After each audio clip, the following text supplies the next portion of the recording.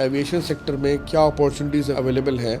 Aviation में career जल्दी नहीं मिल सकता, एक मिथ है ये। कि आप अपने बारे में थोड़ा बताइए कि कैसे ये सब जर्नी की शुरुआत हुई, बचपन कैसा था और कहाँ से ये सब थॉट प्रोसेस क्रिएट हुए आपके? मेरे पापा टेलर हैं और पापा का उतना ज़्यादा इनकम नहीं हुआ करता था। सब बोलते थे कि सरकारी स्कूल में डाल दो, हिंदी मीडियम, ऐसे भी आपका बेटा बड़ा होकर कोई बड़ा कलेक्टर तो बनेगा नहीं। बायो लिया हूँ तो मैं बनूंगा डॉक्टर, अगर कॉमर्स लिया तो मैं सीए बनूंगा। इसके अलावा लेफ्ट राइट कोई सोचता ही नहीं है। 2-3 स्किल ऐसे आपके हिसाब से कौन से होने चाहिए जो हर बच्चे को पता होना चाहिए कि हाँ भाई इंटरव्यू देने जा रहे हो तो ये 3-4 स्किल तो जरूर पक्के कर लो? सबसे important to have a positive attitude. तो सरकारी नौकरी का एक होता है कि सरकारी नौकरी तो सब कुछ सेफ है, ऐसा कुछ नहीं होता। मैं बचपन में मेरे को बाइक का बड़ा शौक था, तो सब बोलते थे कि टेलर का बेटा बाइक कैसे खरीद सकता है। तो टेलर के बेटे ने एयरक्राफ्ट खरीद लिया है। 23 बुक्स एट दिस एज, तो ये किताब लिखने का चस्का कहाँ से आया? क्या सिर्फ ब्राइट स्टूडेंट से पायलट बन सकते हैं?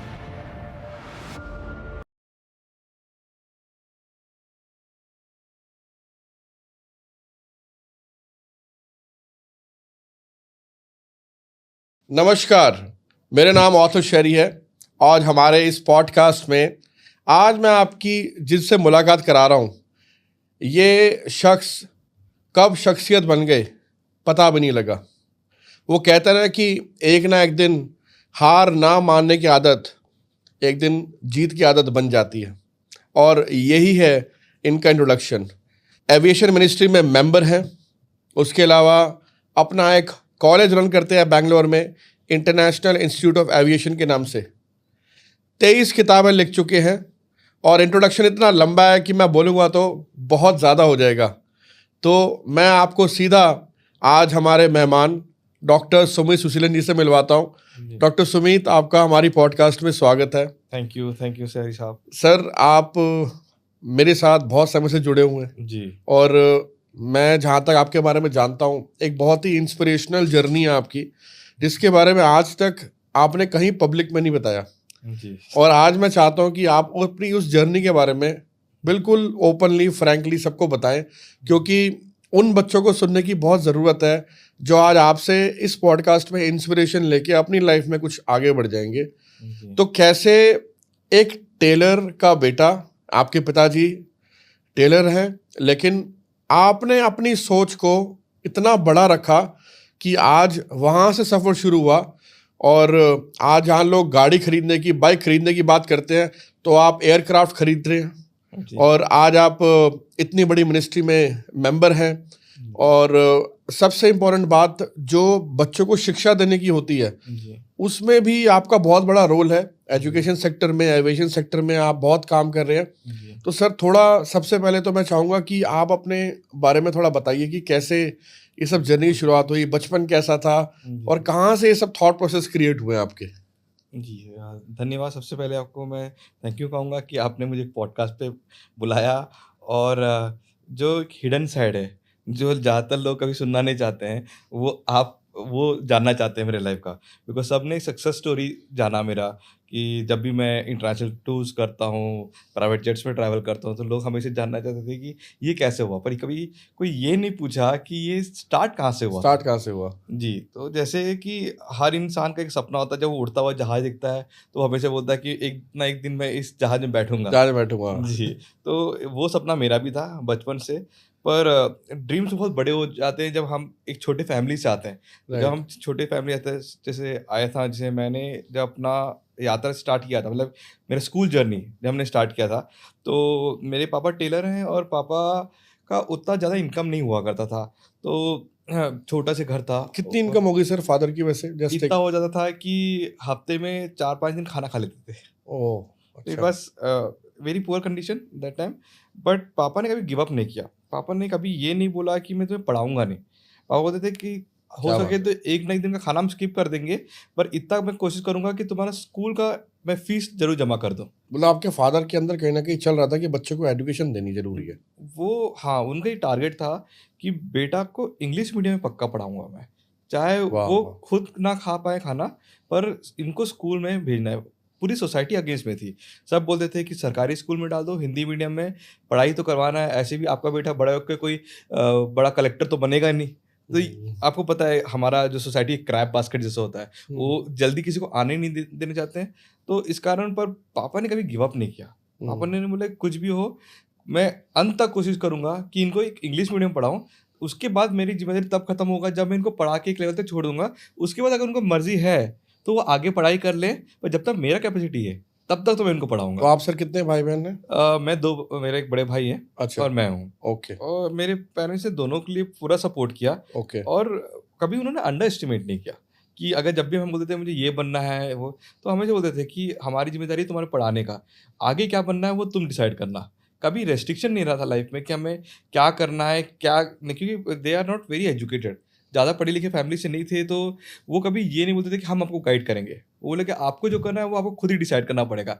हम बस क्या कर सकते हैं कि आपको पढ़ा सकते हैं, जितना हो सके। तो मुझे तो ऐसा लगता है कि उस तरह के माहौल में आपके फादर की ये सोच भी एक बहुत बड़ी बात है। जी। भिलई जैसे एरिया में जहाँ पे वो एक टेलर का काम कर रहे थे और उनकी ये सोच है कि बच्चों को इंग्लिश मीडियम पढ़ाना है, तो ये भी एक बहुत बड़ी बात है अपने आप में। बहुत बड़ी बात है, क्योंकि मैं जिस एरिया में रहता था, उसलिए मेरे पापा हमेशा वो कहावत दे बोलते थे कि अगर तुम चंदन हो और तुम्हें कितने भी सांप लपेट ले, तुम्हें जहर नहीं फैलेगा। वाह! तो जिस एरिया में मैं रहता था, उस एरिया में ज़्यादातर सब वॉचमैन और क्या बोलते हैं ड्राइवर्स, ये लोग रहते थे। तो ज़्यादातर सब लोग टोबैको यूज़ करते थे, तम्बाकू खाते थे सब, ये तो बहुत सिगरेट आम होता है, उनकी लाइफ में बहुत। तो बहुत रेगुलर होता है। राइट, तो ये बहुत आम था और एक तरह का सर्वेंट क्वार्टर्स था जहाँ हम लोग स्टे करते थे। तो एक वो एनवायरनमेंट में मेरे पेरेंट्स से एक ही चीज़ मुझसे रिक्वेस्ट किया था बचपन से कि जो करना है करो, पर कभी भी ज़िंदगी में टोबैको का सेवन मत करना, क्योंकि हमने देखा है लोगों की ज़िंदगी खराब होते हुए। एंड बहुत बीइंग अ बढ़िया। ओबीडिएंट किड, मैंने उनको हमेशा यही प्रॉमिस किया कि कुछ भी हो जाए ज़िंदगी में, कैसे भी दोस्त बनाऊँ, पर कभी भी उस संगत में नहीं पड़ूँगा जिसके कारण मेरा जो करियर का टारगेट हो वो कहीं न कहीं चेंज हो जाए। तो मैंने वो चीज़ रखा और आज तक लाइफ़ में मैंने कभी टोबैको को या किसी को हाथ नहीं लगाया।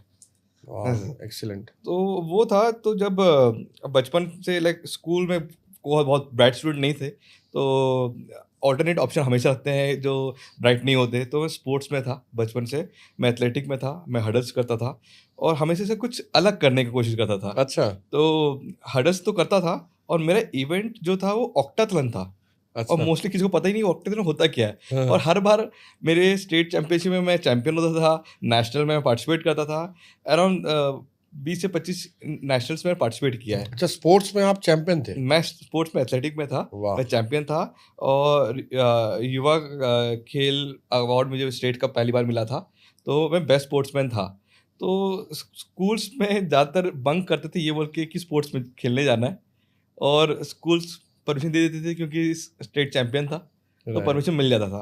तो पेरेंट्स को एक होप था कि स्पोर्ट्स कोटा में तो नौकरी पक्का मिल जाएगा पक्का इसको। मिल जाएगा। तो ये जर्नी था जब मैंने स्टार्ट किया था।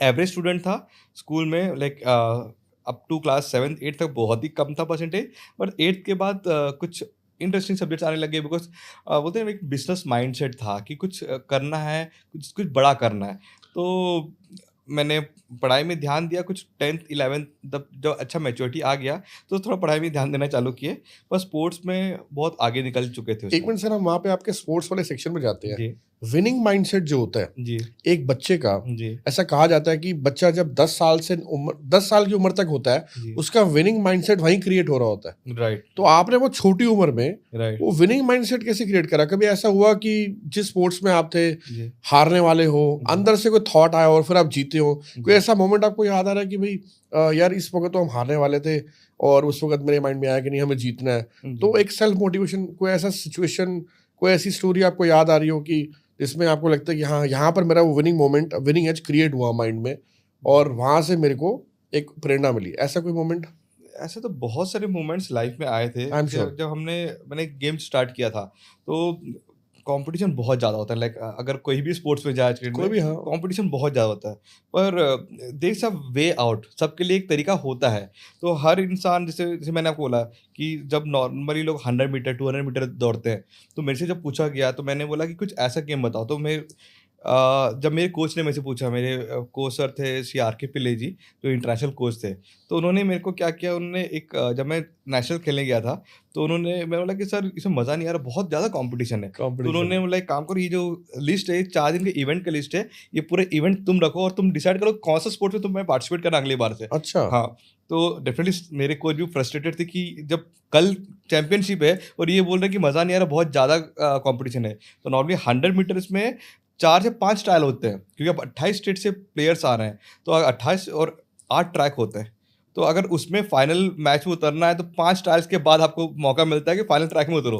राइट। तो मैंने बोला ये कुछ ऐसा रास्ता होना चाहिए जहाँ शॉर्टकट मिले और डायरेक्टली फाइनल में घुसे। अच्छा। तो मेरे कोच सर बोले कि तुम्हें समझाना मुश्किल है, तुम एक काम करो लिस्ट ले लो और तुम ही देख लो तुम्हें कौन सी गेम पार्टिसिपेट करना है। तो मैंने बस वो लिस्ट निकाल के बैठा और मैंने चेक करने चालू किया, तो उसमें कुछ गेम था, पेंटाथलन, ऑक्टाथलन। तो मैंने सर से पूछा सर ये गेम क्या है करके, तो होता है ये ना बहुत टफ गेम है, इसमें तुम्हें 8 गेम में पार्टिसिपेट करना पड़ता है ओह। और हर में पॉइंट स्कोर करना पड़ता है और सबसे ज़्यादा जो पॉइंट स्कोर करता है he is a winner. Okay. मैं बोला सर ये इंटरेस्टिंग लग रहा है। बोले कितने लोग होते हैं इसमें? बोले ज़्यादा नहीं होते, 8 से 10 लोग होंगे। मैं बोला सर बेटर है ना, इंस्टेड ऑफ 50 लोग के साथ कॉम्पिटिशन करने से 5 से 10 के साथ कॉम्पिटिशन करता हूँ। तो बोलते पर पूरे 4 दिन नेशनल में तुम ऑक्यूपाइड रहोगे, सुबह से शाम तक आपके गेम होते रहेंगे जहाँ बाकी सब प्लेयर्स अपने पार्टिसिपेशन के बाद घर जा चुके होंगे। ओके। तो मेरा आई डोंट माइंड, थोड़ा स्ट्रगल कर लूँगा मैं, पर मुझे मेडल चाहिए अपने स्टेट के लिए। तो उन्होंने ठीक है ट्राई करो, एंड वो मेरा पहला मेडल था ऑक्टाथलन में। And when I came back to state medal लेके, और जब मेरे को मीडिया ने पूछा कि आपने कैसे मेडल जीता, तो मैंने ऑक्टाथलन में पार्टिसिपेट किया था। तो इवन मीडिया कंफ्यूज थी ये कौन सा मैच था। तो एक अलग तरीका, मतलब हर चीज़ में तरीका होता है, आप कैसे अप्रोच करते हो और कैसे उसको निकालते हो वो इम्पोर्टेंट है। तो मेरे को आपकी बात से ये समझ में आ रहा है कि जैसे स्ट्रैटेजी जो होती है ना, जी आपने वहीं पर अपनी एक स्ट्रैटेजी बनाई कि जहां पर खिलाड़ी कम होंगे राइट वहाँ कंपटीशन कम होगा, तो राइट मुझे वहां जाना है और वहां जीत के आऊंगा। राइट तो राइट। स्ट्रैटेजी का कितना बड़ा रोल है लाइफ में, आपने ये वहीं से आपके माइंड में आया और आपने वहां से इसको क्रिएट करा। आप तो आप समझ ही गए होंगे कि मैंने एविएशन क्यों चूज किया होगा करियर में, जहाँ पे 0.001% क्राउड टारगेट करती है। एब्सोल्युटली। क्योंकि नॉर्मली सबका एक जो स्ट्रेट फॉरवर्ड थॉट होता है, अगर मैं मैथ्स कर रहा हूँ तो मैथमेटिक्स के बाद मैं करूँगा इंजीनियरिंग, अगर मैं बायो लिया हूँ तो मैं बनूंगा डॉक्टर, अगर कॉमर्स लिया तो मैं सीए बनूंगा। इसके अलावा लेफ्ट राइट कोई सोचता ही नहीं है अपनी लाइफ में करने के लिए। तो that was the time when I thought कि कुछ अलग करूँगा। इवन स्कूल में जब एग्ज़ाम्स टाइम होते थे, तो I remember I always had a leadership quality. तो मेरे बहुत अच्छे ग्रुप्स थे स्कूल्स में, कॉलेजेस में मेरे ग्रुप्स बहुत बड़े थे। तो मेरे टीचर्स मुझे पर्सनली इनवाइट करके बोलते थे कि सुमित देखना कि तू फेल मत हो जाना, क्योंकि हम बहुत उम्मीद करते हैं तुम एक स्पोर्ट्समैन हो, और एक स्पोर्ट्समैन अगर अच्छा करे तो कुछ भी कर सकता है, क्योंकि उसमें वो जुनून होता है। तो मैं उनको एक ही चीज़ बोलता था हमेशा कि मैम मुझे पता नहीं कि थियोरी नॉलेज मुझे कहाँ तक लेके जाएगा, क्योंकि हम सब वही चीज़ पढ़ रहे हैं जो आप हमको पढ़ाते हैं। I an appreciate that thing, पर मुझे लगता है कि मेरे कुछ स्किल्स हैं तो मुझे लाइफ में बहुत आगे लेके जाएंगे। एंड आई रिमेंबर कि उस टाइम कोई स्किल मिनिस्ट्री नहीं हुआ करती थी इंडिया में, राइट राइट। तो स्किल्स पे लोग कोई ध्यान भी नहीं दिया करता था उस टाइम में। एंड आई थिंक हर इंसान में कुछ ना कुछ अलग तो होता ही है। अलग तो होता ही है, बहुत बढ़िया। सर एक इस बात पे भी थोड़ा मैं चाहूँगा आप बताइए कि जैसे कहते हैं ना कि अगर ट्रांसपोर्ट का बिजनेस खोलना है तो पहले ड्राइवर बन जाओ, कंडक्टरी खुद कर लो। जी तो आप तो हवाई जहाज के काम में हैं, जी एविएशन इंडस्ट्री में हैं, जी एविएशन गुरु हैं। जी तो एविएशन में ऐसा कुछ हुआ कि आपने कोई लो प्रोफाइल जॉब करके चीज़ें पहले सीखी हो? जी ऐसा कोई आपका बैकग्राउंड रहा जहाँ पे आपको लगा कि मुझे ये सब चीज़ें पहले आनी चाहिए जी कि मैं किसी को पहले ट्रेन करूँ, कोच करूँ, जी या मैं इस फील्ड में आगे बढ़ूँ तो पहले मुझे ये सारी चीज़ें पता होनी चाहिए? जी। क्या ऐसा कोई आपकी लाइफ में मोमेंट आया? बहुत अच्छा क्वेश्चन आपने पूछा है। ये जो aviation is a very glamorous career. तो और एक छोटा टाउन भिलाई जैसी सिटी जहाँ पे एक एयरपोर्ट तक नहीं है। तो जब मैं उन लोगों को बोलता था कि मुझे एविएशन में अपना करियर बनाना है, तो आधे लोग का सवाल ये होता था कि ये होता क्या है? तो ये बहुत बड़ा क्वेश्चन मारते हैं ये होता क्या है? तो नॉर्मली हमारा सोसाइटी ऐसा है कि अगर मैं आपसे नासा के बारे में पूछूँगा और अगर आपको नॉलेज नहीं होगा, पर भी एक फ्री में ज्ञान ज़रूर दे देंगे। अगर आता होगा तो डेफिनेटली वो कोशिश करेंगे कि वो कुछ अच्छा बताए, अगर नहीं आता होगा तो डेफिनेटली नेगेटिव बोलते हैं कि बिल्कुल मत जाना। क्योंकि जब हम बोलते हैं कि मत जाना, नेगेटिव बोलते हैं, तो वहीं पे बात खत्म हो जाती है खत्म हो कि जाता आगे बात करेगा ही नहीं ना, बंदा नेगेटिव बोल दिया उस चीज़ है। का। राइट। तो सोसाइटी ने इस तरह का प्रेशर मुझे डाला था जब मैं करियर स्टार्ट कर रहा था अपने एविएशन में। तो 12th के बाद मैंने प्लान किया था कि मुझे एविएशन में जाना है, और मैंने कोर्स ज्वाइन किया था diploma. And definitely small town में कम्युनिकेशन इतना अच्छा नहीं होता हम लोग का, बिकॉज हम सब हिंदी में बात करते हैं और भिलाई तो छत्तीसगढ़ का पार्ट है, तो हम लोकल छत्तीसगढ़ी लैंग्वेज में बात करते थे। तो जब मैंने स्टार्ट किया तो बहुत ज़्यादा प्रेशर्स था हमारे ऊपर, क्योंकि पेरेंट्स के पास एक छोटा सा अमाउंट था जिस उन्होंने टारगेट दिया था कि ये आखिरी अमाउंट बचा है जो करना है कर लेना, कि इसके बाद हमारा कुछ है नहीं खर्च करने के लिए। हम्म, तो उन्होंने लोन लेके मुझे कोर्स कराया डिप्लोमा, एंड उसके बाद मुझे कुछ 3 मंथ का समझ में आ गया कि अगर मैं भिलाई में ही रहूँगा तो मैं बाहर नहीं निकल पाऊंगा। इट्स समथिंग जिसमें मैंने बोला क्रैप बास्केट है, कि सब लोग खींच के नीचे डालने की कोशिश करते हैं। हर दिन डिमोटिवेट करने के लिए कोई ना कोई आ ही जाता थे, कोई नेबर्स आ रहे हैं, कोई खुद के रिलेटिव्स आ रहे हैं। तो मैंने सोचा कि बेटर कि I should move out from the town. Okay, and then मैंने एक दिन डिसाइड किया, I went to my father and said कि पापा मैं जा रहा हूँ, मुंबई जा रहा हूँ मैं। तो बोले मुंबई क्या करके जाके? मैंने बोला यहाँ रह के भी मुझे लगता नहीं मुझे ज़्यादा कुछ कर पाऊँगा, पर अब 3 महीना हो चुका है, अब मुझे लगता है कि मुझे ना एक अच्छा एनवायरनमेंट चाहिए जहाँ पे मैं अपने आप को प्रूव कर पाऊँ। तो उन्होंने बोला चलो ठीक है मैं भी चलता हूँ साथ में। तो वो मेरे साथ निकल पड़े, और उस टाइम में ऑर्कुट का ज़माना था, जैसे आज के डेट फेसबुक राइट, चलता था। राइट। तो मैंने बहुत कुछ फ्रेंड तो मैंने 2003 या 4 की बात है मेरे हाँ, ख्याल से, अराउंड 5 2005 की 2005 बात। के आसपास। राइट। तो उस टाइम में फिर मेरे बहुत फ्रेंड सर्कल्स थे, ऑर्कुट पे बहुत फ्रेंड्स थे। किसी कुछ फ्रेंड्स से बात किया, रूम मिल जाएगा? बोला हाँ, आ जाओ 1500 रुपए में रूम दिला देंगे। तो हम बोला चलो, फादर को बोला कि जा रहे हो मैं। निकल गया मैं मुंबई के लिए। मुंबई गया, 1500 रुपए में रूम लिया, एंड वेंट टू अकेडमी जहाँ से मैं कोर्स कर रहा था, उसी का एक ब्रांच था मुंबई में, अच्छा, और मैं वहाँ जाके जॉइन कर लिया। एंड मेरी बहुत अच्छी मैनेजर थी, I still remember her name was miss Nivedita. तो उन्होंने बोला कि सुमित तुम्हें पैशन तो बहुत है, मैं जो बोलूँगी वो करते रहना, and I will make sure कि 1 महीने के अंदर तुम कहीं न कहीं तुम फिक्स हो जाओ। And that was the start of a career. बहुत फेलियर मिला, मतलब कम से कम 150 इंटरव्यू दिया होगा मैंने। ओह! तो अराउंड उन्होंने 1 महीना बोला था, मेरे को 2 से 3 महीने लग गए इंटरव्यू दे के। Starting from a call centre to a resorts, hotel, airline, मैंने सब अप्रॉक्सिमेट 150 इंटरव्यू दिए। मतलब सुबह एक बंच ऑफ सीवी लेके निकलता था इंटरव्यू देने के लिए, और रिजेक्ट होते थे, और रिजेक्ट होके इतना कान सुन पड़ चुका था, आई एम राइट, सॉरी। तो जैसे ही वो आई एम बोलते अरे okay will see you tomorrow, निकल जाते थे हम दूसरे इंटरव्यू देने के लिए। तो अब तो हम हमारा जो प्रिंटर और दुकान थी जहाँ से प्रिंट मिलता था, वो भी पहचान गए थे। वो बोलते अब भी नहीं सिलेक्शन हुआ। तो फेलियर तो हमने हमने बोलते हैं हमने हमारे लिए एक आदत सा पड़ गया था कि राइट, फेलियर तो है, पर हर रिजेक्शन में ना कुछ सीख मिलता था। हर एचआर कुछ ना कुछ बोलता है, आप तुम्हें ये इम्प्रूव करना है, तुम्हें वो इम्प्रूव करना है। तो हमने बहुत कुछ सीखा, और कभी-कभी बहुत डिमोटिवेट हो जाते थे, कि मोटिवेट होने का जाता था कि यार आज खाना नहीं खाएँगे यार, हद हो गया, मतलब लिखा ही नहीं है। हुँ, और कभी-कभी हम लोग को ऐसे जैसे मुंबई में आप जाओगे अंधेरी, मीरा रोड, कोई भी रेलवे स्टेशन में आपको एस्ट्रोलॉजर ज्योतिष मिल जाते थे। और कभी हम जब निराश होते थे, आप एस्ट्रोलॉजी से पूछते थे क्या होता है? कि क्या मेरे करियर में कुछ लिखा है एविएशन का? और हर लोग बोले आपकी किस्मत में उड़ना लिखा ही नहीं है, विदेश यात्रा आपके करियर में नहीं लिखा है। तो ये बहुत कॉमन चीज़ था, जिसमें मतलब मैं बोलता सेल्फ मोटिवेशन, ये सेल्फ डिमोटिवेशन था मेरे लिए, कि सब बोलते थे।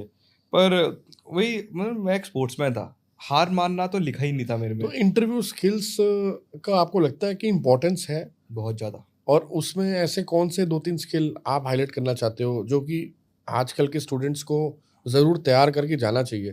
ताकि हुँ, जो सिचुएशन का सामना आपने करा है, जी। क्योंकि आपके पास तो रेज़िलियंस था। राइट, रेज़िलियंस तो बहुत कम लोगों के पास है। राइट। आजकल तो बच्चे मोबाइल पे गेम हार जाते हैं, तो वो सोचते हैं कि लाइफ़ खत्म हो गई। और बहुत तो सही। तो आपको तो वो रेज़िलियंस था कहीं न कहीं से, वो एक मदर और फादर की एक ब्लेसिंग भी थी, और हुँ, एक ये था कि नहीं कुछ करना है लाइफ़ में, एक जुनून था आपके सिर पे। जी। लेकिन वहाँ से फिर वो 2-3 स्किल ऐसे आपके हिसाब से कौन से एक होने चाहिए, जो हर बच्चे को पता होना चाहिए कि हाँ भाई इंटरव्यू देने जा रहे हो तो ये 3-4 स्किल तो ज़रूर पक्के कर लो? सबसे important to have a positive attitude. Positive attitude, it's okay. Very important, क्योंकि कोई इंटरव्यू आपका करियर डिसाइड नहीं करता, ना हुँ, कि आपकी लाइफ डिसाइड करता है वो हो सकता है आपकी सैलरी डिसाइड करती है वो इंटरव्यू, पर लाइफ डिसाइड नहीं करता। तो hmm, be very positive on that, and be punctual when you are going for interview, hmm, because उस टाइम में जो सामने इंटरव्यू में बैठा है वो वही जानना चाहता है कि आप कितने पंक्चुअल हो, क्या आप हुँ, कंपनी को भी सही टाइम दे पाओगे या नहीं दे पाओगे। ये कुछ पॉइंट थे। Well groomed candidate and a very good communication skills, very important. इससे जैसे आपको खुद पता है आप कम्युनिकेशन के एब्सोल्युटली, इर्द गिर्द रहते हैं, कि एब्सोल्युटली। विदाउट कम्युनिकेशन लाइफ में क्या कर सकते हैं। मतलब एक प्रोडक्ट है, तो हो सकता है कि आपके हाथ में सबसे महंगा हीरा है, बट आपको कम्युनिकेट करना आता ही नहीं है, तो उस हीरा भी पत्थर की जैसे ही है, नहीं बिकेगा कहीं। वही, आप जितने मर्ज़ी अच्छे सॉफ्टवेयर बनाने के या डेवलपमेंट के क्रिएटर बन जाओ, लेकिन हम्म, अगर आपको उसके बारे में बताना नहीं आ रहा, तो it is as good as not creating it. Right, because presentation skills चाहिए। प्रेजेंटेशन स्किल चाहिए। राइट। तो सर अब यहाँ से अब आपने इंटरव्यू भी क्लियर कर लिया, करियर शुरू हो गया, तो लाइफ की धक्का मुक्की सह करके जॉब लैंड हो गए, उसके बाद दिमाग में क्या चल रहा था कि अब जॉब करनी है लंबे टाइम तक, या लग रहा था कि नहीं अब बिजनेस में जाना है? और ऐसी क्या सोच थी उस टाइम जिसमें बदलाव आया कि हाँ जॉब से बिजनेस में स्विच होना है? कोई हम्म, सोच का बदलाव आया? और कभी हम्म। सोचा था कि आज जिस बिजनेस में है इस लेवल तक आ जाएंगे? इसके बारे में कुछ आप जरूर डिस्कस करें। नहीं, करियर स्टार्ट हुआ 2006 के बाद से हम्म, एविएशन में। बहुत सारे स्विचेस किए मैंने। जैसे मैं initially I join Air Deccan, तो उस hmm, time one of the best airlines था। फिर वहाँ से स्विच करके मैं किंगफिशर में गया, फिर किंगफिशर से स्पाइसजेट जॉइन किया। हम्म, उसके बाद after 2 years I got job as a cabin crew with Air Asia. Hmm, तो it was based in Kuala Lumpur. तो उसके बाद आई जॉइन एयर इंडिया, मैं इंडिया वापस आ गया, एयर इंडिया जॉइन किया। एयर इंडिया में कुछ हादसा हुआ मेरे साथ में, जिसने मेरा पूरा लाइफ को लाइक अपसाइड डाउन कर दिया। और वो क्या हादसा था? मेरा फ्लाइट इमरजेंसी लैंडिंग किया था ताशकंद में, ओह, उज़्बेकिस्तान। तो मेरे को फ्लाइट में चेस्ट पेन आया था। ओके। तो वो इंसिडेंट भी ऐसा था कि किसी डॉक्टर की गलती के कारण ये मुझे हुआ था। और कितनी उम्र थी आपकी उस time? I was hardly around 28। Okay. So मैं फ्लाई कर रहा था, तो मेरे को डॉक्टर ने कुछ गलत मेडिसिन दे दिया था, और उस गलत मेडिसिन का रिएक्शन हुआ, मुझे चेस्ट पेन आया, और जिसके कारण फ़्लाइट को डाइवर्ट करना पड़ा था। एंड फ़्लाइट उज़्बेकिस्तान लैंड किया गया था, और इमरजेंसी लैंडिंग के कारण फ़्लाइट का लैंडिंग गियर कोलैप्स हो गया था। ओह, उसके बाद मैं अप्रॉक्सिमेटली 1 वीक एडमिट था हॉस्पिटल में, ओह, और बहुत इंजेक्शंस लगे थे, बहुत ट्रीटमेंट हुआ। उसके बाद में, और ये मुद्दा पार्लियामेंट तक उठ गए थे। पार्लियामेंट में भी कुछ लीडर्स ने इस टॉपिक उठाया था कि एयर इंडिया जैसे नेशनल कैरियर में मेडिकल का इश्यूज़ आ रहे हैं, तो मतलब आप कहीं न कहीं रेस्ट पीरियड नहीं दे रहे हो अपने स्टाफ को। तो उसके बाद मेरे पर लाइक बहुत सारे सवाल उठ गए थे कि आप अनफिट हो, तभी आप फ्लाई कर रहे हो। तो उसके टाइम में मैंने डिसाइड किया था कि लाइफ में we should always have a second option. Hmm, एक ही चीज़ लेके चलना, मतलब you are one step away from poverty. That was the तो टाइम। वहां पर आपके माइंड में आ गया कि नहीं यार, कहीं ना कहीं मैं यहाँ अभी तो चल रहा है लेकिन बाद में अब कुछ ना कुछ और करूंगा? राइट। तो ये राइट। मैंने प्लान कर लिया था कि नहीं, इसके ऊपर, बिकॉज़ मुझे सरकारी नौकरी का एक होता है कि सरकारी नौकरी तो सब कुछ सेफ है। ऐसा कुछ नहीं होता। कुछ भी चीज़ सेफ नहीं है, कुछ भी चीज़ स्थायी नहीं है। मतलब वो हो सकता है कि वो चेंज हो जाए कुछ टाइम के बाद। तो दैट टाइम आई डिसाइडेड कि I should make people ready for this industry. तब मैंने डिसाइड किया कि चलो I have to start training. तो मैंने पहला बैच अपने, जब मैं मेडिकली इल था, मैं होम टाउन चले गया, और जब होम टाउन में सब जानते थे कि ही इज़ इनटू एयरलाइन, तो मेरे पास आए, बोले कि आप मेरे बेटे को ट्रेन कर देंगे, मैं चाहता हूँ कि वो कैबिन क्रू बन जाए। तो यहाँ तक आप सारी चीज समझ चुके थे एयरलाइन इंडस्ट्री की कि हाँ। कैसे ऑपरेट होता है, कैसे फ्लाइट उड़ती है, फ्लाइट के अंदर क्या होता है, हुँ। और पैसेंजर टिकट सेल्स कैसे होती हैं, कैसे चीजें अंदर सर्व होती हैं, ये सब आप जान चुके थे उस टाइम? हाँ, मैंने ऑलमोस्ट सारी इंडस्ट्री में, लाइक सारे डिपार्टमेंट में काम कर चुका था। लाइक एयर डेक्कन में टिकटिंग में था, मैंने वेंट टू किंगफिशर में पैसेंजर सर्विस में था, then I went to SpiceJet में, उसमें सिक्योरिटी में था, उसके बाद मैं कैबिन क्रू बना। तो ऑलमोस्ट मैंने सारे डिपार्टमेंट मैंने जॉब कर चुका था। तो आप उसकी तह तक चले गए, बेसिकली राइट, तह तक जाना पड़ता है किसी काम को सक्सेस में कन्वर्ट करने के लिए, आप उसकी राइट, तह तक चले गए। राइट। नहीं, ये बहुत अच्छा था मेरे लिए। वो जो सफ़र जो था, लोगों को लगता था कि ये गलत डिपार्टमेंट जॉइन कर रहा है। तो पर मुझे लगता था कि ये सब मेरे लिए एक्सपीरियंस था, because that's been a asset for my entire कोई कोई करियर। ऐसा मोमेंट भी था सर जो आपके लिए बड़ा यादगार रहा हो इस टाइम पे, कि कई बार क्या होता है एक बॉस बड़ा अच्छा मिल जाता है, हुँ। कई बार अच्छा नहीं भी मिलता है राइट। लेकिन कई बार अच्छा मिल भी जाता है। हुँ, हुँ। तो मेरे को याद है कि मेरी लाइफ में बहुत सारे अच्छे बॉसेस मिले हैं जिन्होंने मुझे बहुत कुछ सिखाया, हुँ। जिन्होंने मुझे प्रमोशन में भी हेल्प करी। तो ऐसा कोई इंसिडेंट है कि आपके किसी बॉस के साथ कोई ऐसा एक्सपीरियंस हो जो आपको लगता है कि ये एक्सपीरियंस मेरे लिए बड़ा काम आया लाइफ में? हुँ। कोई ऐसी चीज़ आप बताना है, चाहोगे? एविएशन में अब बताऊँगा, जब मैंने स्पाइसजेट जॉइन किया था, तो मैं सबसे यंगेस्ट था उसमें, बिकॉज़ नॉर्मली वो ग्रेजुएट्स को लेते थे, और उस टाइम मैं अंडर ग्रेजुएट था, but they understood my skill and उन्होंने मुझे जॉब ऑफर किया। मैं 19 साल का था, और मेरे जितने भी सीनियर थे वो सब 24-25 साल के थे। तो मैं वन ऑफ द यंगेस्ट था। तो अब इन लोग के लिए एक था कि ये सबसे यंगेस्ट है, सबसे ज़्यादा काम इसको कराया जाए। तो सब अपना काम मुझे देते थे हुँ, कि ये काम तुम कर लो, ये काम तुम कर लो। तो कभी भी काम की कमी नहीं हुई। और हुँ, इन्होंने जितना काम मुझे कराया है, it can be type of ragging from their side, but it अच्छा। Was a lesson for me. मैं हर चीज़ हाँ, सीखता था। तो वॉव! उनको लगता था ये सीख रहा है, इसको और काम दो। और काम उन्होंने दो। बहुत काम दिया, और I I become expert in particular all the field. कभी वो बोलते थे कि तुम कार्गो हैंडल कर लो, मैं चले जाता था कार्गो। फिर बोलते थे तुम फ्री हो गए, मैंने हाँ मैं कर लिया। बोले तू स्क्रीनिंग छोड़ के एक काम करो, तुम चले जाओ कैटरिंग करने के लिए। फिर मुझे कैटरिंग के लिए भेजते थे। उसके बाद वो फ्यूलिंग करने के लिए मुझे एयरपोर्ट के बाहर भेजते थे कि आप जाओ के जो कोचेस होते हैं बस उसको फ्यूलिंग करा के लेके आ जाओ। मैं उसके लिए भी चले जाता था। तो उन्होंने मेरे से सारा काम कराया। And there was a time जब मुंबई में फ्लड आया था, पूरा मुंबई फ्लडेड था। घर जाना तो पॉसिबल ही नहीं था क्योंकि घुटने तक पानी था। एयरक्राफ्ट से खड़े थे एंड आई रिमेंबर मैं 3 दिन तक एयरपोर्ट में ही था। हर 2 घंटे के नींद के बाद मुझे उठ के जाना पड़ता था ड्यूटी के लिए बिकॉज़ कोई आ नहीं पा रहा था और कोई जा नहीं पा रहा था। एयरक्राफ्ट तो खड़े थे। तो मेरे सीनियर ने बोला कि तुम ही हो। उस टाइम मुझे हाई फीवर चल रहा था, कुछ 101 फीवर था मुझे। ओके। पर कोई और था नहीं और मेरे को ये पैशन था कि मुझे करनी ही एक नौकरी और अपॉर्चुनिटी मिल गई। मुझे जहाज को हाथ लगाना ना मेरा सपना था। तो जब भी मुझे मिलता था अपॉर्चुनिटी कि रैंप पे जाओ और एयरक्राफ्ट को हैंडल करो, तो मैं तो भाग के जाता था। चाहे मैं लाइक अगर मुझे उस टाइम अगर मुझे वेंटिलेटर भी डालते हैं तो भी मैं भाग के जाता, कि वो पैशन था मेरा कि मुझको एयरक्राफ्ट के इर्द-गिर्द रहना है। तो मुझे बहुत अच्छे सीनियर्स मिले। हो सकता है कि उनको लगता होगा वो मेरा रैगिंग ले रहे हैं, पर मुझे लगता था कि वो मुझे बहुत कुछ सिखा रहे हैं। सो आई स्टिल से कि one of the best seniors थे मेरे साथ। Excellent, excellent. जी। सर, जैसे अब आप भी एक स्मॉल टाउन से आज इस इंडस्ट्री में आए और अपना नाम बनाया, जी, तो स्मॉल टाउन जो बच्चे होते हैं, जी, उनको इस एविएशन सेक्टर में आना है, जी, तो यहाँ पर तो बहुत ग्लैमर है, आजकल इतनी एडवांसमेंट है। जी। उन बच्चों के लिए क्या आपको लगता है कि वो बच्चे एविएशन में करियर बना सकते हैं? खास करके जो बच्चे टायर 2, टायर 3 सिटीज़ में हैं। तो टायर 1 के बच्चे तो अच्छे इंस्टीट्यूट में जाके कोर्स में एनरोल करते हैं और प्लेसमेंट ले लेते हैं। राइट। लेकिन वो उस बच्चे का क्या होगा टायर 2, टायर 3 सिटी का?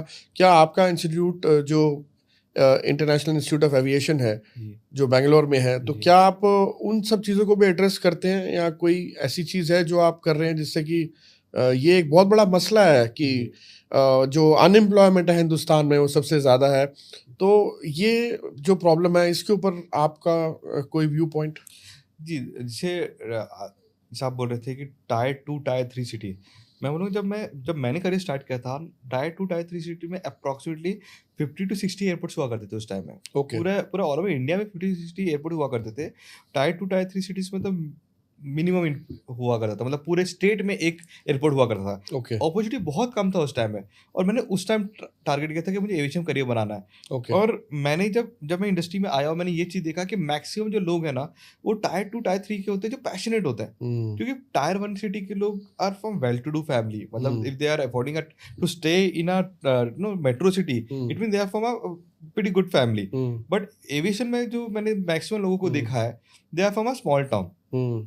और स्मॉल टाउन में लोगों का एक मेंटालिटी होता है कि एविएशन में करियर जल्दी नहीं मिल सकता। हम्म। पर ये एक मिथ है ये।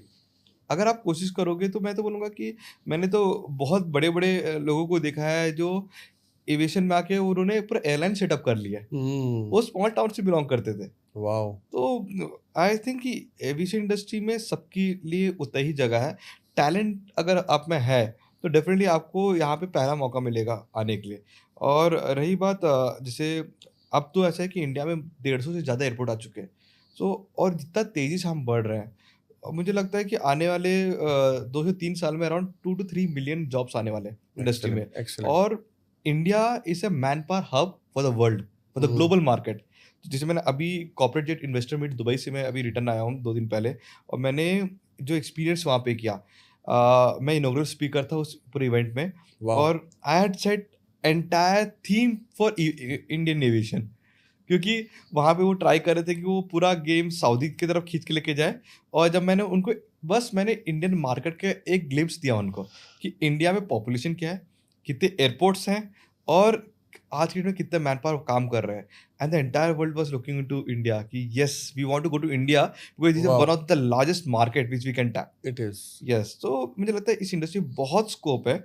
Not only commercial jets, even the private business jets के लिए बहुत आ रहे हैं। आगे चल के तो ड्रोन टैक्सीज भी आ रहे हैं। तो राइट। मैन पावर का इतना ज़्यादा ज़रूरत है, मुझे लगता है सब कुछ टायर 2, टायर 3 में हम फोकस कर रहे हैं। जैसे इंटरनेशनल मार्केट इंडिया पे टाइप कर रही है, मेट्रो सिटी इंडिया की टायर 2 और टायर 3 में टाइप कर रही है मैन पावर के लिए, बिकॉज़ ये जो टायर 2, टायर 3 के हमारे जो मैन पावर होते हैं ना, वो टिक के काम करते हैं। राइट। उनका वो ज़्यादा इधर-उधर स्विच नहीं करते। स्विच नहीं करते। हाँ, हाँ, तो ये हमने देखा है। ये एक इम्पोर्टेंट पॉइंट है। राइट, तो स्टेबिलिटी बहुत इंपॉर्टेंट है कोई भी राइट। कंपनी में, क्योंकि एब्सोल्युटली। आज की जो यूथ है, तो उनका एक इशू यही है कि वो एक कंपनी में ज़्यादा टाइम टिकते नहीं है। ₹500, ₹1000, ₹2000 सैलरी हाइक के लिए वो 2 साल 3 साल करियर को ड्रॉप करके वो जंप कर लेते हैं। जंप कर लेते तो that's a very wrong way of switching your career, हैं। Right. You know, so that is very important. तो मुझे लगता है कि हाँ, और एम्प्लॉयमेंट जनरेट करना, क्योंकि मैं जब एविएशन इंस्टीट्यूट और एविएशन कॉलेजेस मैंने जब सेटअप कर रहा था, तो मेरा टारगेट यही था, टू क्रिएट एम्प्लॉयमेंट।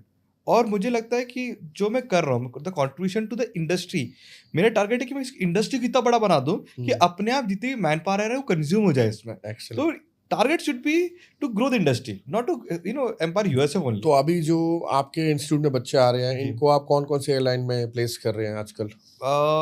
हमने जो एयरलाइंस में प्लेस किया हुआ था, हमारे पास तो सारे यूनिक एयरलाइंस भी है जो इंटरनेशनल मार्केट से इंडिया आते हैं। जैसे सर कुछ लाइक नाम एयर बताइए। अरेबिया हो गया।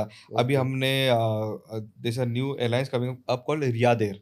ओके, तो वो एयरलाइन अभी स्टार्ट नहीं हुआ, दिसंबर से उनका ऑपरेशन स्टार्ट हो रहा है। ओके। रिक्रूटमेंट ऑलरेडी हमारे इंस्टीट्यूट से हो चुका है। तो वाओ! हमारे कुछ बच्चे ऑलरेडी वहाँ जा चुके हैं, जॉइन कर चुके हैं। They are fantastic. Waiting to start first take off. That's amazing, right. That's amazing. Hmm. तो सर लोग स्कूटर खरीदने की सोचते हैं, मोटरसाइकिल खरीदने की सोचते हैं, गाड़ी खरीदने की सोचते हैं, या घर बंगलो खरीदने की सोचते हैं।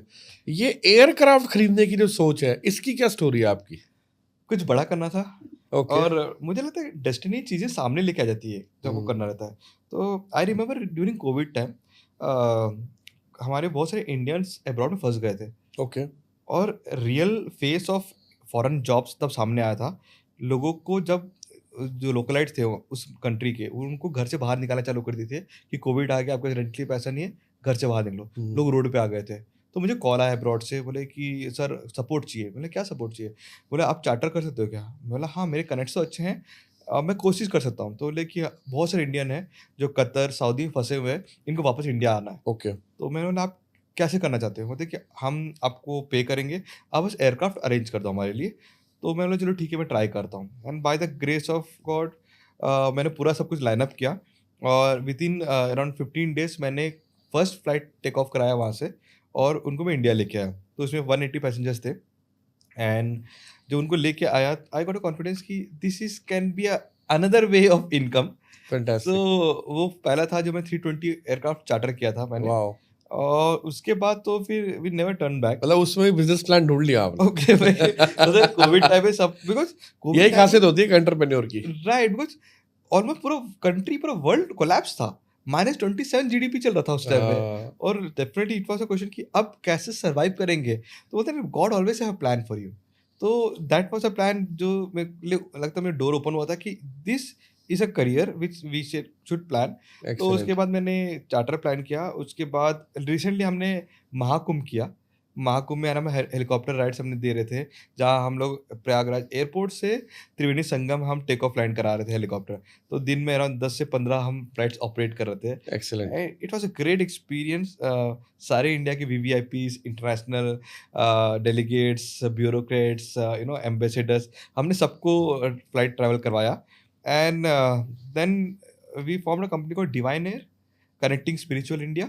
वॉव! सो अब डिवाइन नाम एयर में ही में डिवाइन है। नाम ही डिवाइन है, बिकॉज़ अपॉर्चुनिटी वहीं से आ रहा था हमको। It was excellent. A blessing. तो वहाँ से स्टार्ट किए। Now we are planning to get few aircrafts. तो excellent. Aircrafts are expensive definitely.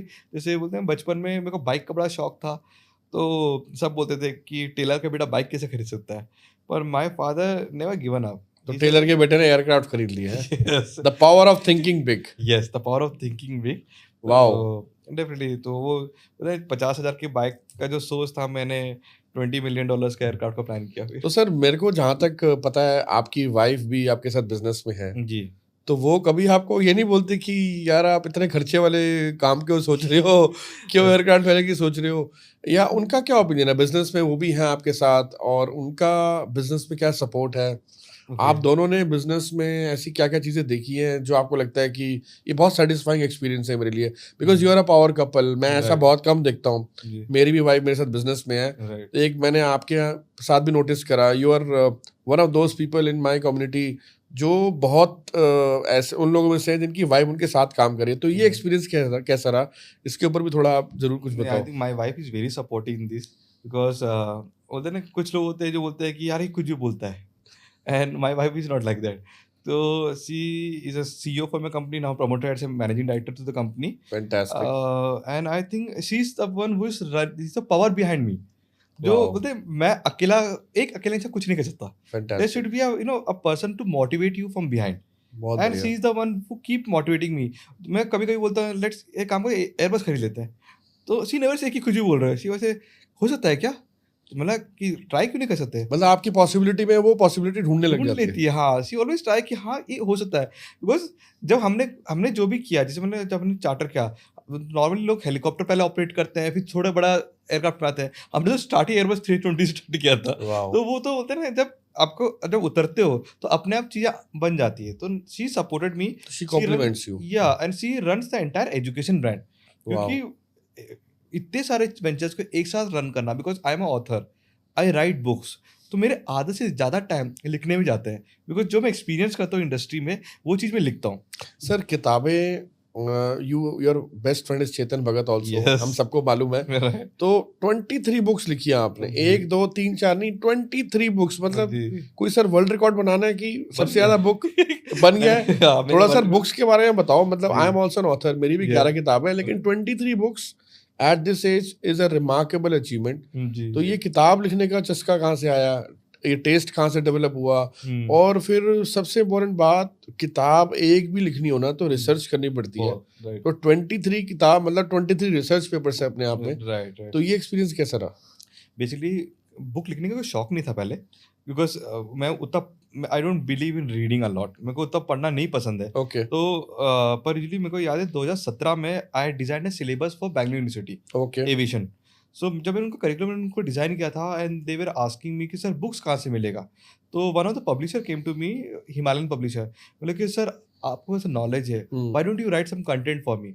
And I remember मैंने कुछ 1 वीक लिया उनको, और मैंने इंडस्ट्री के कुछ वैलिड पॉइंट्स कंटेंट उठाया, और मैंने उसको 150 पेजेस के मैंने उसको कॉपी दे दिया कि ये इंडस्ट्री का अप टू डेट इन्फॉर्मेशन है, इसको आप ऐड कर लेना करके. And after a couple of month he came with a book. बोले कि सर ये आपको बुक. मैंने तो बुक दिया नहीं था, मैंने तो कुछ कंटेंट दिया था. वो तो सर उस कंटेंट को हमने फिल्टर करके बुक बना दिया आपके लिए. मेरा है स्टेज, और मैंने देखा, और definitely was a very quite good book. तो मुझे तो एडिटर लोग को बहुत काम होता है उस चीज़ में. And that was a journey. उसके बाद मेरे को इतने कॉल्स आने लगे यूनिवर्सिटीज से कि आपका बुक्स हम सेमेस्टर्स में ऐड किए हैं, and we want you to come and take lecture.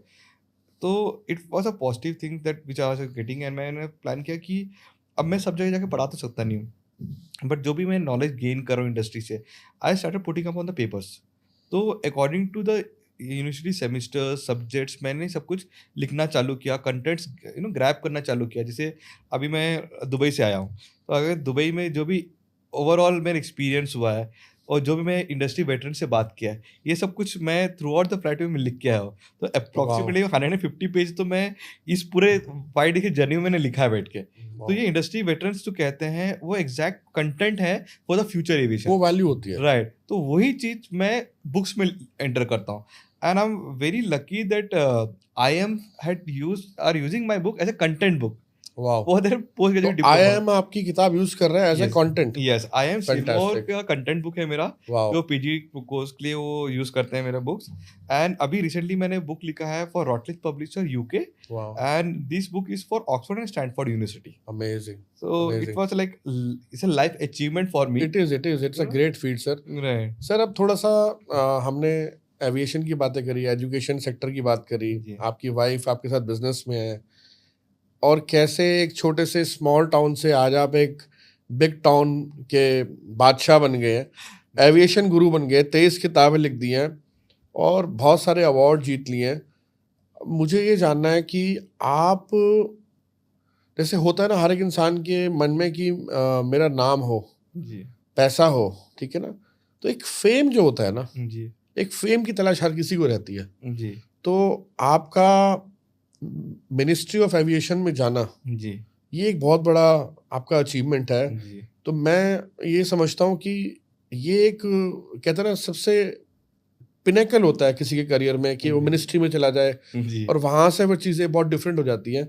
जी. तो ये मिनिस्ट्री तक जाने का आपका एंट्री ये कैसे हुआ, इसके पीछे क्या बैकग्राउंड है? क्योंकि कहीं ना कहीं जब सुमित सर का प्लान था किताब लिखनी है तो उन्होंने किताब में रिकॉर्ड बना दिया। जी। जब सुमित सर का प्लान था कि मुझे एविएशन गुरु बनना है, एविएशन गुरु बन गए। जब सुमित सर का प्लान था मुझे अब काम नहीं करना, मुझे अब लोगों को काम करवाना है, मुझे एजुकेशन सेक्टर में जाना है, तो इंस्टीट्यूट खोल दिए पूरे इंडिया में। जी। अब आपने एयरक्राफ्ट का सोचा तो डिवाइन एयर बना दिया। जी। अब मिनिस्ट्री में आने का सोचा तो मिनिस्ट्री में भी आ गए। तो सर कहाँ रुकोगे? मिनिस्ट्री का जो ये अशोक स्तंभ का जो पावर है, ये बचपन का सपना था मैं बोलूँगा, क्योंकि मैंने पहली बार ये जो कोई देखा था। विजुअलाइज वगैरह किया था? हाँ, किया था। मैं आई रिमेंबर बोले स्कूल जब मैंने अपना एविएशन कोर्स कर रहा था, तो I remember one of my very good friend, जब हम इंटरव्यू के लिए जा रहे थे, तो one of the member to ministry of civil aviation, उन्होंने उसको रिकमेंड कर दिया था जेट एयरवेज में, and she got a job.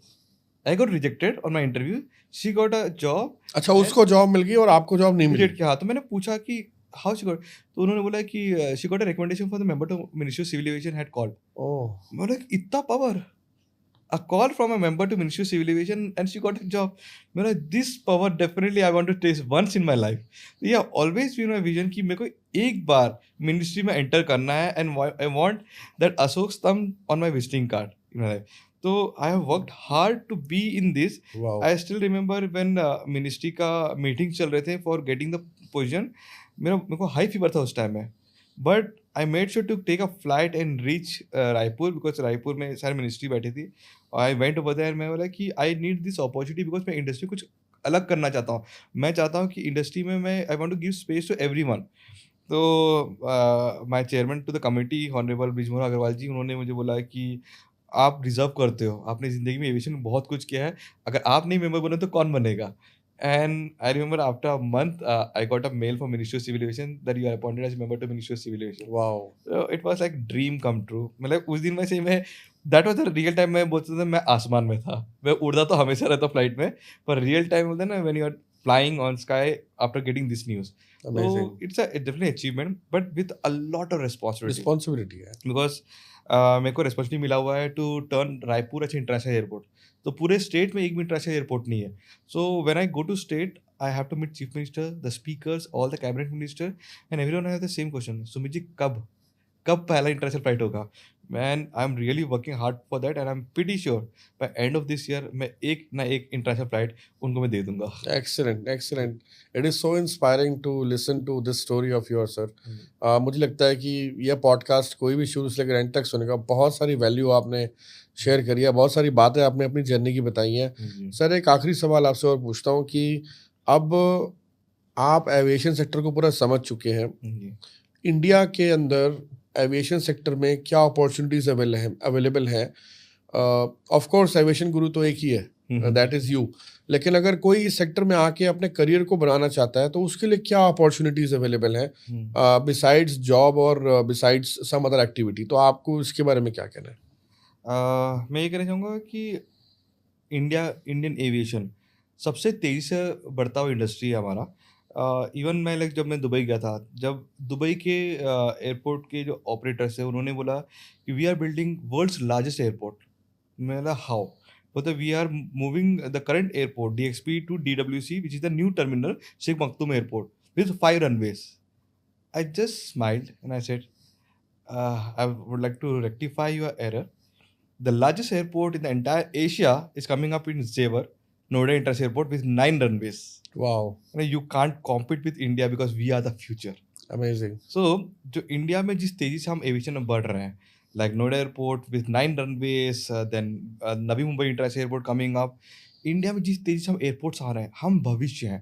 पूरा वर्ल्ड रीरूट होने के लिए वो इंडिया से ही होगा।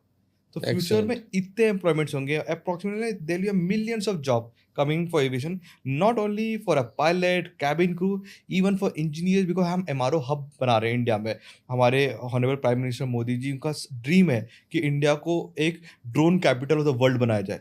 हर ड्रोन का कंपोनेंट्स इंडिया से बनना चाहिए, वो उनका ड्रीम है। तो मुझे लगता है हर स्टेट नए नए पॉलिसीज लेके आ रहे हैं जहाँ पे वो सब्सिडीज दे रहे हैं कि हमारे स्टेट में आके आप अपना फैक्ट्रीज डालो, एविएशन कंपनीज डालो। अभी तो रिसेंटली मैंने स्टेट गवर्नमेंट्स में देखा है, उन्होंने सब्सिडी देना चालू कर दिया, अप टू 60% फीस रिलैक्सेशन दे रहे हैं वो। Okay, they are paying the institute to train the candidate, because उनको पोटेंशियल समझ में आ चुका है कि एविएशन में बहुत नौकरी आने वाला है। तो मैं अपने ऑडियंस को ये कहना चाहूँगा कि एविएशन में फ्यूचर बहुत ब्राइट है और आगे चल के लाखों करोड़ों नौकरी एविएशन में आएँगे। जहाँ की पहले विदेशों से लोग इंडिया आते थे नौकरी करने के लिए। मैं चाहता हूँ कि हमारे इंडियंस ये समझ जाएँ कि इंडिया में बहुत पोटेंशियल है and they should get ready for the future. Excellent sir. Sir, public speaking, communication के बारे में आपका क्या ख्याल है? एविएशन में सबसे ज़्यादा ज़रूरत होती है सॉफ्ट स्किल की, सबसे ज़्यादा, राइट। तो व्हाट इज़ योर व्यू कि पब्लिक स्पीकिंग स्किल्स क्या एविएशन सेक्टर में लोगों को आने चाहिए? What is your views? Definitely public speaking सबसे इम्पोर्टेंट होता है। अगर आप देखेंगे कैबिन को सबसे पहले वो पब्लिक स्पीकिंग करते हैं, सामने वो हाथ में माइक लेके वो अनाउंसमेंट्स करते हैं। बिल्कुल। एयरपोर्ट्स पे जाते हैं तो आप बोर्डिंग गेट में देखेंगे a person standing in front of thousands of passenger and doing a public speaking. जिनको जानता भी नहीं है वो। डेफिनेटली कोई नहीं आता, पर अब देखिए सबसे इम्पोर्टेंट स्किल्स है ये। So communication and public speaking is one of the major skills needed for aviation industry. Sir, आजकल पायलट बनने का एक बड़ा हमारे यहाँ कंट्री में ट्रेंड है, तो ब्राइट स्टूडेंट्स तो पायलट बन जाते हैं। तो मेरा सवाल ये है कि क्या सिर्फ ब्राइट स्टूडेंट्स ही पायलट बन सकते हैं? ये बहुत अच्छा सवाल है कि क्या सिर्फ ब्राइट स्टूडेंट बन सकते हैं। बेसिकली पायलट का जॉब एक क्विक डिसीजन मेकिंग जॉब्स होते हैं जहाँ पे आपको बहुत कम टाइम मिलता है। विल गिव यू एग्जांपल, जैसे अगर सपोज आप 800 किलोमीटर पर आवर के स्पीड में आप एयरक्राफ्ट चला रहे हैं, सामने से अगर चिड़िया आती है तो आपको डिसीजन लेने के लिए कुछ सेकंड्स मिलते हैं कि अगर ऊपर जाना है, नीचे जाना है, लेफ्ट जाना है, राइट जाना है। तो you should have that much of skills कि आप इमीडिएट डिसीजन ले सको। तो अगर कैंडिडेट्स में स्किल्स है तो डेफिनेटली वो बन सकता है। तो ब्राइट स्टूडेंट हम इसलिए बोलते हैं कि अगर वो स्कूल्स में अगर 100% अटेंशन देता है तो that's why he is a bright student. And definitely government उसके लिए साइकोमेट्रिक टेस्ट करवाती है। तो इट्स नॉट इम्पोर्टेंट कि अगर स्कूल में आप 99% थे तो आप ज़रूर पायलट बन सकते हैं, ऐसा नहीं होता। तो अगर आपके लिए टेस्ट होते हैं उसके लिए और टेस्ट के लिए क्वालिफाई करते हैं तो हमें समझ आता है कि yes you are one of the best candidate to become pilot. And qualification भी मैटर करता है। पहले होता था कि सिर्फ जो साइंस बैकग्राउंड के स्टूडेंट हैं, जो फिजिक्स मैथ्स जिन्होंने लिया है 12th में, वही बन सकते थे। पर अब गवर्नमेंट उसके लिए रीथिंक कर रहा है, क्योंकि 1990 से पहले सिर्फ 10th क्वालिफिकेशन काफ़ी होता था to become a pilot. Gradually qualification बढ़ा के 12th कर दिया गया, पर अब गवर्नमेंट रीथिंक कर रहा है बिकॉज इंडिया में मेजर शॉर्टेज है पायलट्स के। तो जिस कारण आप देखोगे आए दिन एयरलाइंस अपना फ्लाइट कैंसिल करते हैं क्योंकि उनका शॉर्टेज है पायलट्स का। तो वी आर एक्सपेक्टिंग कि अगला 1 साल के अंदर नए पॉलिसी आ जाएँगी जिसमें इवन कॉमर्स स्टूडेंट्स भी सीपीएल कर पाएँगे। सर, इंस्टीट्यूट तो पूरे वर्ल्ड में है एविएशन के, इंडिया में भी बहुत सारे हैं, मैंने भी बहुत सारे इंस्टीट्यूट का नाम सुना है। जी, अब एविएशन गुरु अगर कोई इंस्टीट्यूट चला रहा है जी। तो कुछ तो उसकी यूएसपीज होंगी, आई एम श्योर। जी, जी। तो ऐसी कौन सी यूएसपीज हैं जो आपके इंस्टीट्यूट में आके बच्चों को वो चीज़ें मिलती हैं, हुँ, उससे बच्चों को लाभ होता है जी, और बच्चों को वो स्किल डेवलप होता है जी। And they become successful? Basically जो मैंने प्रैक्टिकल एक्सपीरियंस किया कि सिर्फ थ्योरी से लोगों को समझ में नहीं आता।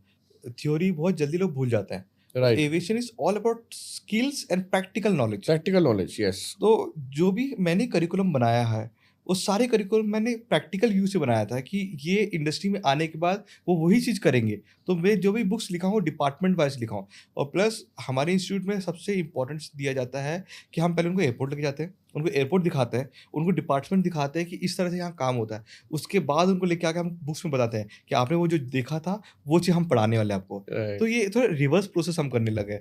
उसके बाद हम जब एविएशन बोलते हैं तो लोगों को लगता है कि सिर्फ कॉमर्शियल एयरलाइंस होता है एविएशन।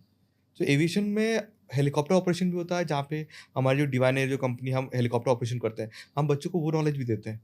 उसके बाद साथ-साथ में प्राइवेट जेट का भी उनको एक्सपीरियंस हम प्रोवाइड करते हैं। प्लस इन फ्लाइट नॉलेज भी हम देते हैं। बच्चे लोग को हम फ्लाइट में लेके जाते हैं, जहाँ प्रैक्टिकली वो सीखते हैं कि फ्लाइट के ओके। अंदर सर्विस कैसे होता है। तो ये सब हमारी यूएसपीज़ हैं जो बाकी कोई नहीं देता। प्लस हर मंथ हमारे पास कोई ना कोई इंडस्ट्री वेटरन हमारे कॉलेज विज़िट करते हैं और उनको प्रैक्टिकली बताते हैं कि what we are looking from you when you join the industry. तो करेक्ट। वो एक सीईओ, एक vice president of the airline वो ज़्यादा क्लियरली बता पाते हैं कि जब वो बोलते हैं कि मेरे को कैंडिडेट चाहिए जिसके पास ये नॉलेज होना चाहिए, तो कैंडिडेट उसमें ज़्यादा वर्क करते हैं। Excellent, excellent. आई थिंक ये बहुत सारे एक्सक्लूसिव पॉइंट्स आपने बताए हैं कि कोई आपके इंस्टीट्यूट में क्यों आए, और as expected these are really really exceptional. So doctor Sumit sir, आपसे इजाज़त लेने का मन तो नहीं कर रहा, लेकिन डेफिनेटली आपको और हम अलग अलग एपिसोड में ज़रूर बुलाएंगे। तो मैं डॉक्टर सुमित सुशीलन के बारे में एक यही बात बोला चाहूँगा कि अगर देखना है मेरे उड़ने का अंदाज़, अगर देखना है मेरे उड़ने का अंदाज़, तो आसमां से कह दो थोड़ा और ऊपर हो जाए। So, Dr. Sumit Susilanji, thank you so much Thank you. for giving your precious time. And I know that you have a very busy schedule, but you have taken out the time. I'm very, very grateful to you for talking to us.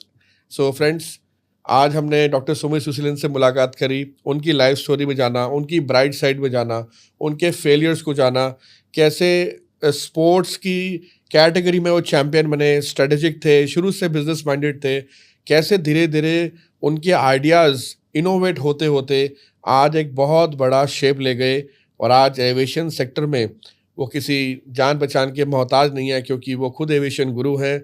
और हम ऐसे ही अलग अलग guest आपके साथ introduce कराते रहेंगे मेरी पॉडकास्ट में। So do follow my channel on YouTube author Sheri and do check out my other podcast also. Friends, until we meet next time, this is Author Sherry signing off, and I'll see you in the next episode. Namaste.